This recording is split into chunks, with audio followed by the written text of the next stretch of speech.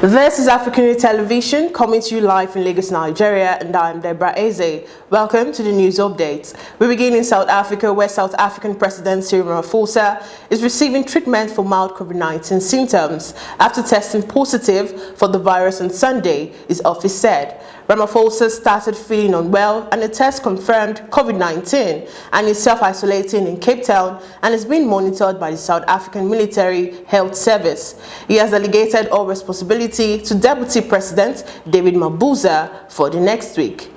And moving on, more than 3,000 medical professionals continue to strike in Angola, claiming better salaries and working conditions. The National Union of Doctors announced the extension of strike that started last week. The union gave an ultimatum on 30 days to the government despite ongoing discussions. According to the union, only seriously ill patients will continue to receive treatment in emergency wards, with only 50% of permanent staff present.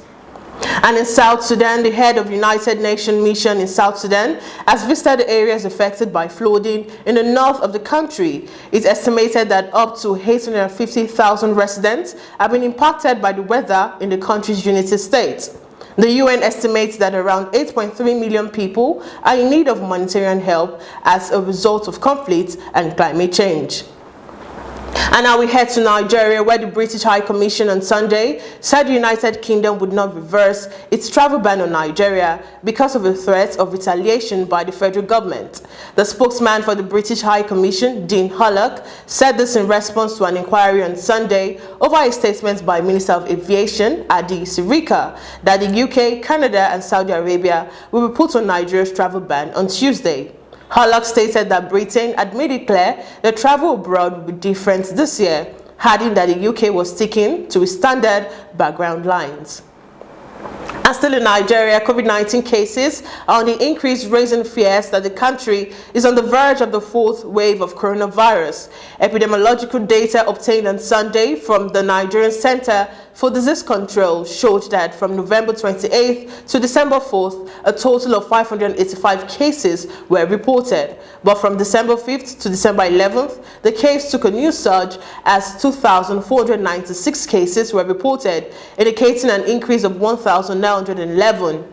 Amid rising COVID-19 cases, it was reported the Nigerians had abandoned adherence to coronavirus protocol, such as use of face masks and hand washing. In Lagos, it was observed that churches, mosques and other public places were no more enforcing the use of face masks. And now on the foreign scene, the United Arab Emirates is walking a diplomatic high wire between superpower ally Washington, new friend Israel and old adversary Iran as it seeks to avoid a costly regional conflict that could peddle its trade and tourism ambition. Abu Dhabi hosts Israel's Prime Minister this week and will receive a U.S. delegation seeking to warn companies in the UAE about compliance with sanctions on Iran over its nuclear activities. The Gulf states also dispatched a senior official to Tehran last week in a bid to mend ties and contain tensions. And still on the foreign scene, a video feed of a Taiwanese minister was caught during U.S. President Joe Biden's Summit for Democracy last week after a map in a slide presentation showed Taiwan in a different color to China, which claims the island as its own. Sources familiar with the matter said that Friday's slideshow by Taiwanese Digital Minister Audrey Tang caused consternation among U.S. officials after the map appeared in a video feed for about a minute. The White House was concerned at differentiating Taiwan and China on a map in a U.S.-hosted conference to which Taiwan had been invited in a show of support at a time when it is under intense pressure from Beijing, could be seen as being at odds with Washington's One China policy, which avoids taking a position as to whether Taiwan is part of China. And more updates from the foreign scene. Two cargo ships collided on Monday in the Baltic Sea between the Danshi island of Bornholm and the southern Swedish city of Stad, and a rescue operation was launched for at least 2 people, Danish and Sweden authorities said. The vessel, which was not loaded, was sailing from Sobertalje in Sweden to Nykøbing Falster in southern Denmark with 2 people on board. And now on the sports scene, former international player Samuel Eto'o described becoming the head of Cameroon Football Federation as one of the proudest moments of his life.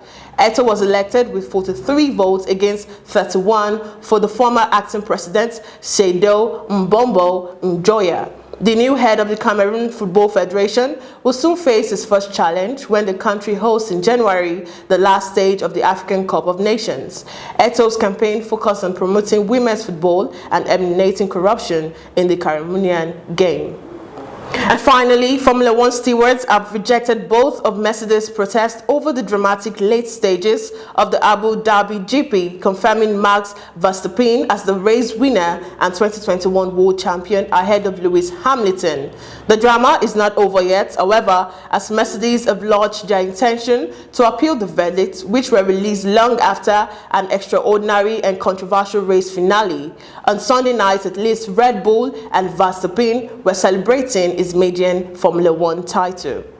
And it's a wrap on News Update today. Do ensure to follow all our social media platforms, respectively, on Jointim, Pangram, Instagram, and Facebook. And you can also visit our website on www.africunia.tv and also subscribe to our YouTube channel to stay connected and updated to our news and other programs.